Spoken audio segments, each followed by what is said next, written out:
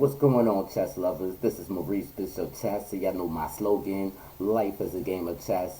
Guys, I have a beautiful game that I played against 24-19. This was definitely a beautiful game. I definitely want to share with y'all with it. This was pretty intense and everything. And as y'all can see, guys, I finally reached 2400 on the 3-minute blitz and everything. So, I'm like ecstatic, guys. So I know the hard work's been paying off. And just on that note, guys, I do have the Maurice Bishop Chess University is literally almost done. So I should be launching it somewhere around January 15th, which is not that far away, guys. And I actually have, obviously how to play the Elshad system for white and black, the black lion for black and white, and obviously my secret weapon opening for black and white. And also, guys, I have a whole bunch of other stuff on that university. So I would definitely keep you informed on when it's launching. And I'm telling you, you're going to be very surprised. So with that being said, I'm going to share with you how I play my Elshad. All right. So my opponent actually played E4. I played C6, B4, D6, Knight F3, and I played Queen A5 check. Right. My opponent played Knight C3, and I go Knight D7, and he goes Bishop B3. I go H6, he goes Bishop D3, and I go G5. Now, remind you guys, when I did my analysis on, this game and everything, it seems like the engine was giving white the advantage, like, literally, like, the whole time. It wasn't until almost near the end that's when, the engine started giving black, the advantage and everything. But it's because this opening is awkward, it just looks weird and everything, and it's just something that you don't normally see. So after I played G5, my opponent actually played H3, and then I played Bishop G7. And guys, notice that, white looks like he has like a good control in the center and everything, but I do have my long range bishop out. Also, guys, I'm getting ready to play, Knight F8, and maybe Knight E6, if the position or if the situation unfolds. But after Bishop G7, my opponent castled, and I pretty much smiled, guys. I pretty much smiled. So after I go Knight F8, my opponent played A3. I was pretty sure that he wanted to hit me with B4, try to control somewhere on the queen side. So I automatically hit him with G4 automatically, guys. He takes, I go Bishop captures G4, and Bishop E2 is played. Now, the engine told me, and guys, and this is another thing. Now, the engine told me that I should have played Queen H5. And honestly, guys, playing Queen H5 is actually one of the rules for the Elshad, because technically I could go Queen H5 and maybe Queen G6 if need be. That was something that I could have played, but I actually didn't do that. I kind of was overthinking it and everything, but I didn't play Queen H5. But Queen H5 was the move that I could have played. But I played Knight F6. He played Knight F to D2, trying to exchange the bishop and everything. And the guys, obviously, I'm not going to give away the light square bishop for free. It's going to be at a cost. So if I'm going to do it, I'm going to do it where I'm improving my position. So with that being said, I actually hit him with H5. Hoping that if Bishop captures G4, I'll go H captures G4, and of course, guys, I'm ready to go Queen H5, which is all part of the Elshad opening play. That's what this Elshad is all about, guys, and I'm pretty sure you already know that with all the videos that I've been sharing with y'all. So, but that's what my my plan was. But after I go H5, he didn't give me the luxury of doing that, so he actually hit me with Knight C4. Not a problem. And then I go Queen C7. My opponent hit me with another move. And again, guys, the engine is giving white all the advantage or whatever, and it's pretty high. It was like, I believe like 5.7 plus, and I think almost a 6 point or whatever. So it was giving white all the advantage. I actually white played e5 in this position, and I think his advantage went up like I think 6 points or whatever I believe. Let me see actually. No, so it didn't. So before it was high, but now after e5, it's giving white like a negative 0.3 and everything. But after the D captures e5, then D captures e5.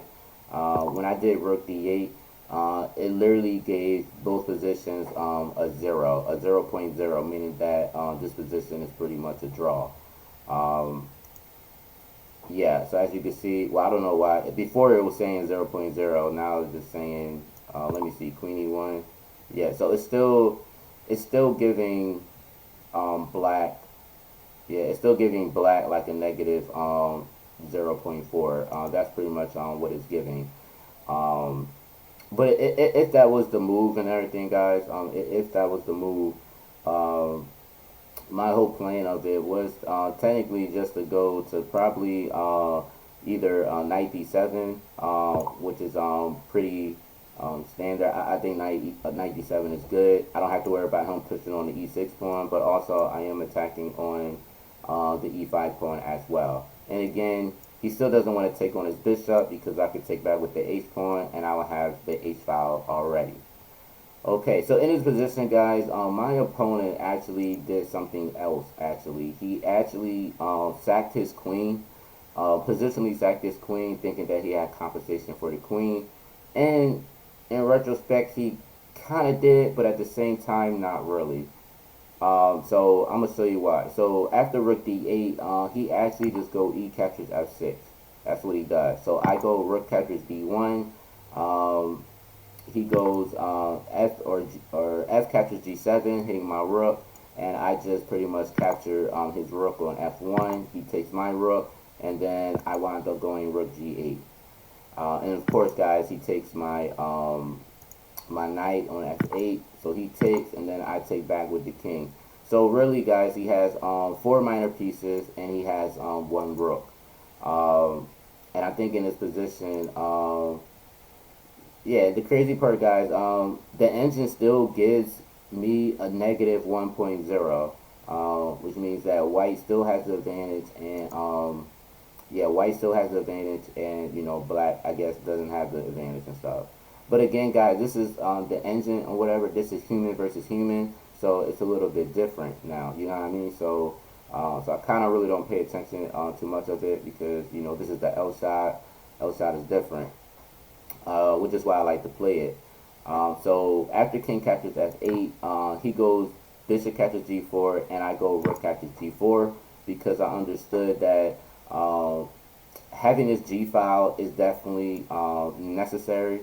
I gotta have this g file, and I talk about this all the time, guys, about, you know, with the Black Lion, with the Elshad system, and all the other openings I play. I always talk about, you know, the principles of having that G file and everything. And then on top of that, guys, I am threatening the rook captures on c4. That's what I'm threatening, which is why the knight goes to d2, and I decided to push on h4. My opponent goes knight e2, you know, another like defensive move and everything, and I go queen e5. And the thing is, another thing about the Elshad, they always talk about centralization, but it's not even just the Elshad, guys. This is kind of like more of a, how can I say this? More of a principle. You know, when you have a queen, you want to centralize your piece in the center of the board so that you can have complete control. And notice that, you know, this bishop on e3 cannot move anywhere because I will be able to take his knight. I mean, obviously, guys, he does have the move bishop a6 where he could check me. But once I move my king over, it's not that bad. But at the same time, guys, you know, I want to have complete control over the board, you know. And then also, guys, I'm also hitting the B2 pawn as well, because if I start chewing down, you know, pawns and everything, it's going to be pretty bad for him after all. So after queen e5, he actually goes c3, And again, guys, I do the little Elshad technique with Queen G7. Now I'm doubling up on a G file, threatening rook captures on G2. And my opponent, he kind of, not kind of, he did blunder, or I should say a mistake. Well, I still say blunder, whatever y'all want to call a mistake or blunder. But he actually goes G3. Now, the problem with this is, guys, is I actually took the pawn on G3.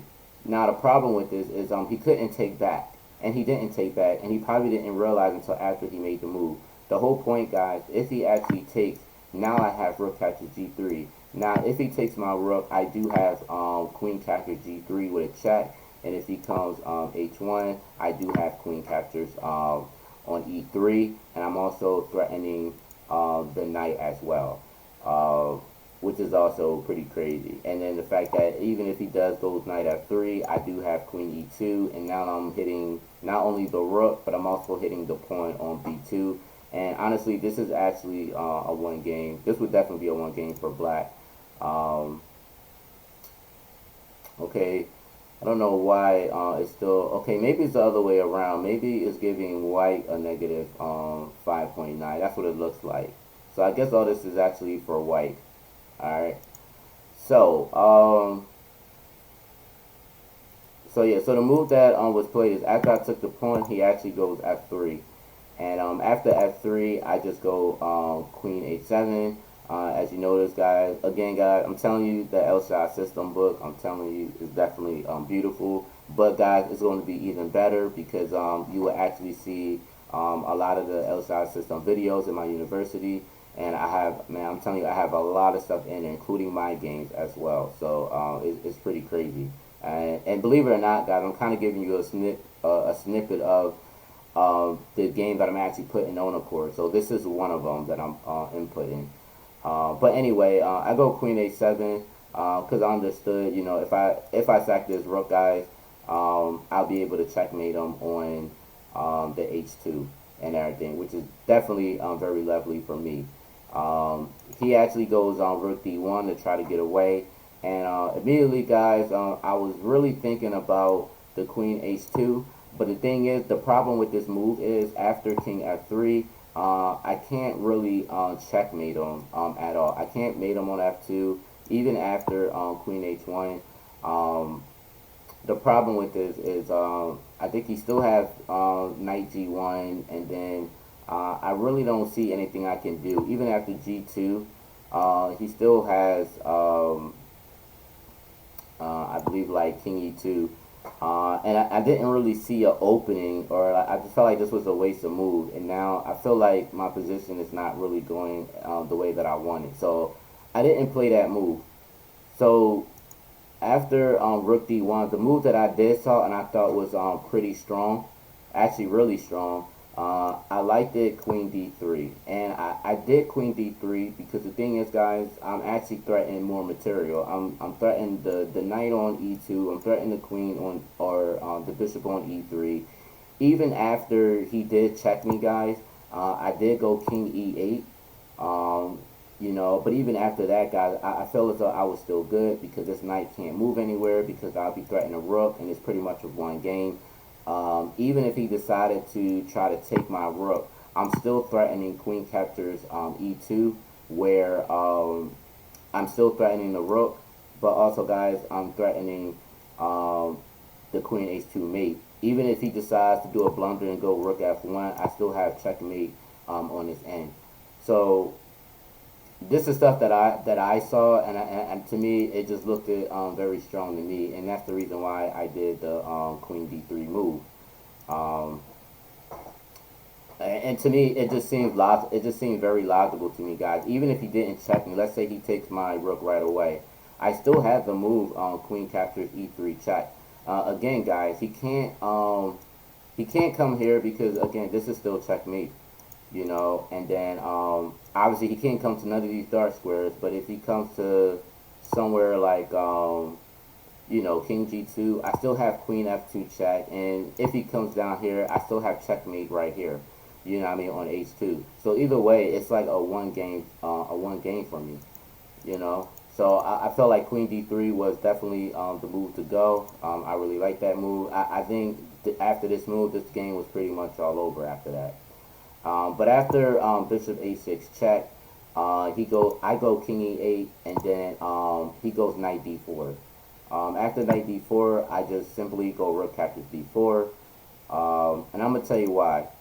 All right, so with me going, so by him going to Knight D4, I realized that he's still supporting this Knight on E2, and I know that having a queen on the 7th rank with a pass pawn is a lot stronger than the material that I have already, and even definitely a lot stronger than my rook. And I was looking at, and again, guys, I understand mating nets, and with all the Elshad system that I've been learning and everything, I realized that, the Elshad principle is we do not care about material, we just care about going straight to the king, and that's really all we care about. So that's why in this position, guys, I decided, hey, let me just do Rook captures D4. Because again, the principle is, I'm going by the principle, even with Aaron Isovich, when he created my system, he always talked about the 2nd rank and the 7th rank and how important it is, especially when you have a pass pawn already on a 3rd rank like this. It's definitely very powerful, and this definitely will definitely overcome all 3 of these pieces. So definitely remember that, guys. A pass pawn on a 3rd rank and a queen on a 2nd rank is definitely more powerful than all 3 of these pieces. So I wanted to clarify that. So after Rook captures D4, he actually takes on there, and then I go Queen E2. And guys, this is pretty much all over after that, because I have the advantage, like, overall. There's nothing that he could do. Even though he castled, my king pretty much stayed in the center of the board. It didn't castle, it didn't do anything. I was a lot more safer in my position than the king is. So my opponent actually played Knight E4, and then I played Queen H2 check, and then after King F1, I just simply, this is a one game, guys. I just go G2 check. Obviously, guys, if he goes King E1, obviously this is checkmate already. But of course, my opponent just went King F2, and then of course, this is checkmate, and that's how I got him in checkmate. And that was a 24-19 that I played. So guys, if I could do it, I know I'm a 2400 too as well, guys, but I'm just saying, what I'm saying is, guys, if I could play this opening, so can y'all.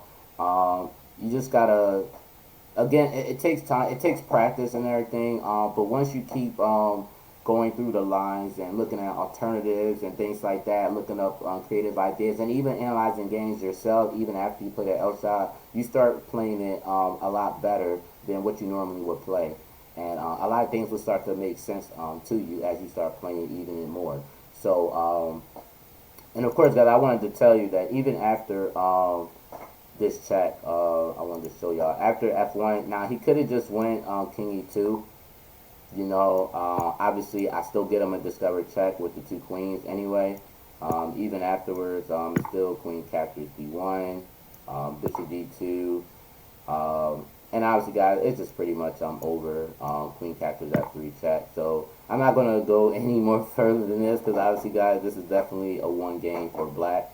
I hope y'all actually enjoy this video, guys. I hope y'all took a lot from it, especially with the Elshad system. Again, guys, if y'all have any questions, about the Elshad system, whether it's for black and white, definitely drop a comment below, and I would definitely answer all y'all questions. Y'all know I normally do anyway on a daily basis. But if you enjoyed this video, definitely please like, please share, please comment.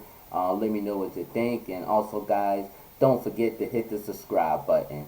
Alright, guys, peace.